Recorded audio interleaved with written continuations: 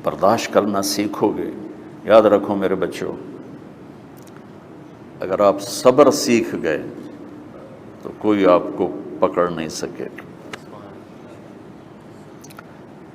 یہ جو ریسنگ گاڑیاں ہوتی ہیں نا،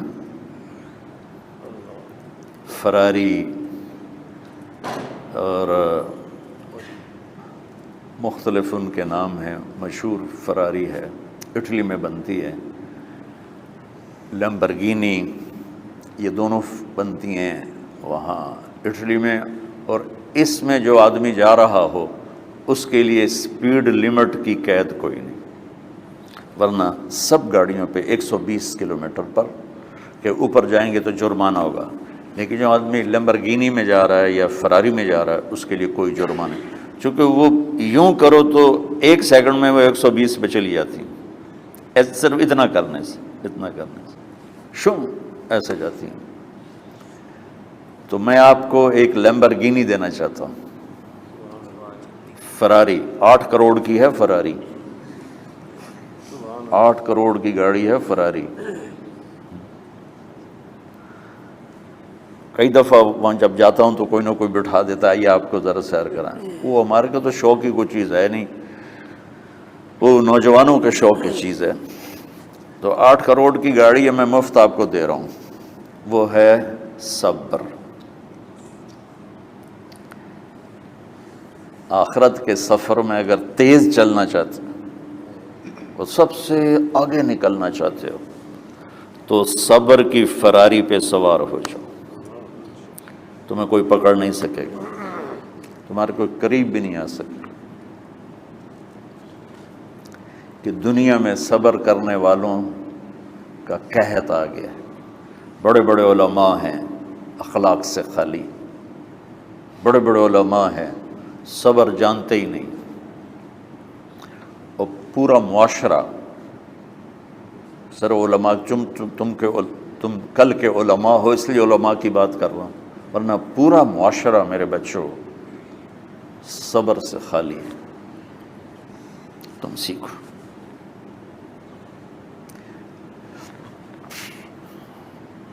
دیکھو میری ایک بات سنو، علم کی کمی ہو تو اچھے اخلاق اس کو چھپا دیتے ہیں،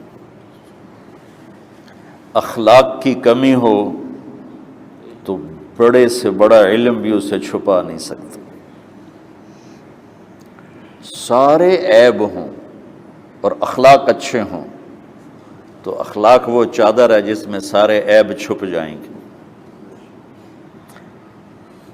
بس ساری صفتیں ہوں اور بد اخلاق ہو تو ہر صفت کو بد اخلاقی چھپا دے گی. میرے نبی نے نماز لمبی پڑھی، اللہ نے روک دیا، کہا نہیں چاہیے. ما انزلنا علیک القرآن لتشقی، مختصر نماز پڑھیں، درمیانی نماز پڑھیں. پیسہ سارا خرچ کر دے، اللہ نے روک دیا. ولا تبسطها کل البسط، میرے نبی سارا خرچ نہ کرو، کچھ بچا کے بھی رکھو. تبلیغ میں اپنی جان کھپائی، اللہ نے اس سے بھی روک دیا. فلا تذهب نفسك علیہم حسرات، تبلیغ کرو خود نہ مر جاؤ. تبلیغ کتنا بڑا عمل ہے، اللہ نے کہا اعتدال. نماز کتنا بڑا عمل ہے، اللہ نے کہا درمیانہ ہاتھ رکھو. مال خرچ کرنا کتنا بڑا عمل ہے، اللہ نے کہا درمیانہ ہاتھ رکھو.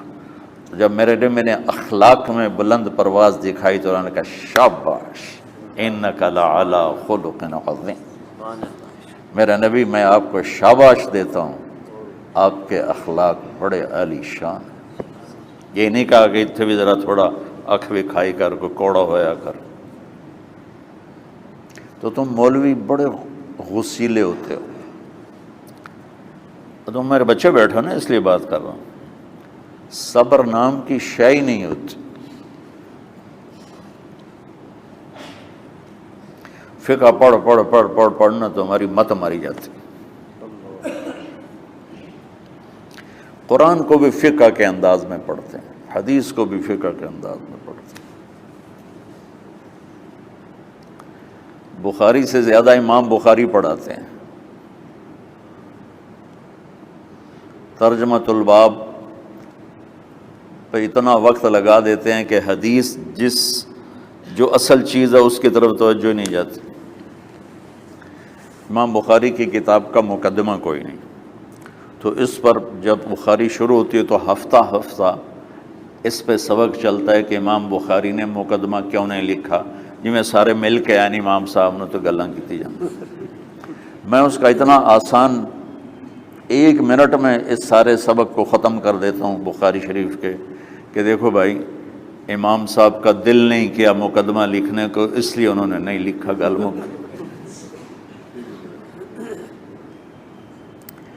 ایک حدیث کے عنوان اور حدیث میں جوڑ نہیں تھا، تو شیخ رمزی بہت بڑے فاضل آدمی ہمارے فیصل آباد، میں نے کہا شیخ یہ جوڑ کوئی نہیں، کہا شیخ ھذا من اصعب ابواب البخاری، یہ بخاری شریف کے مشکل ترین ابواب میں سے۔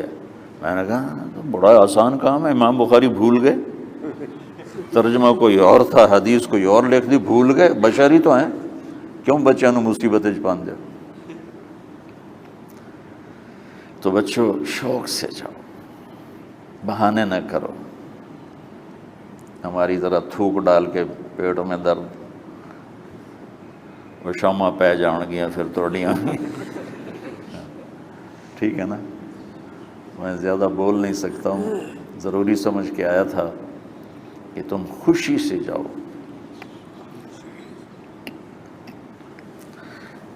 پھر اس میں جو ناگواری آئے گی اسے برداشت کرو گے تو پھر آپ کا صبر بڑھے گا۔ تمہیں صرف میری شہرت نظر آتی ہے، اس میں جتنا مجھے صبر کرنا پڑا ہے وہ تمہارے سامنے نہیں ہے، جتنی کڑوی گولیاں میں نے کھائی ہیں لوگوں سے وہ تو تمہیں نہیں پتا۔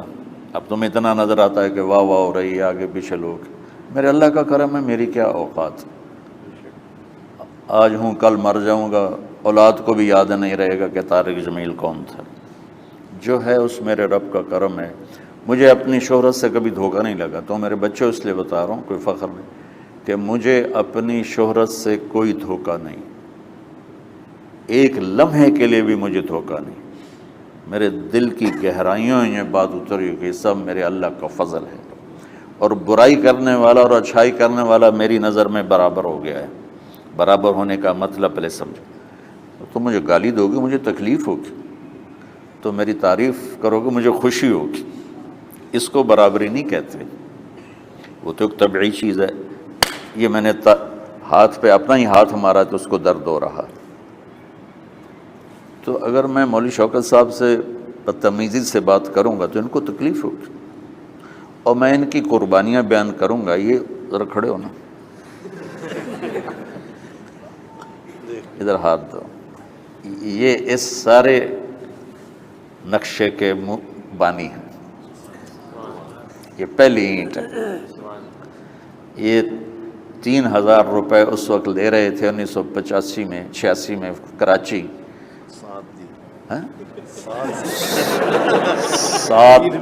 7,000 ان کی تنخواہ تھی، اور میں نے ان کو تلمبے میں بلایا 900 روپے مہینے پر۔ کتنا فرق ہے 7,000 اور 900 کا؟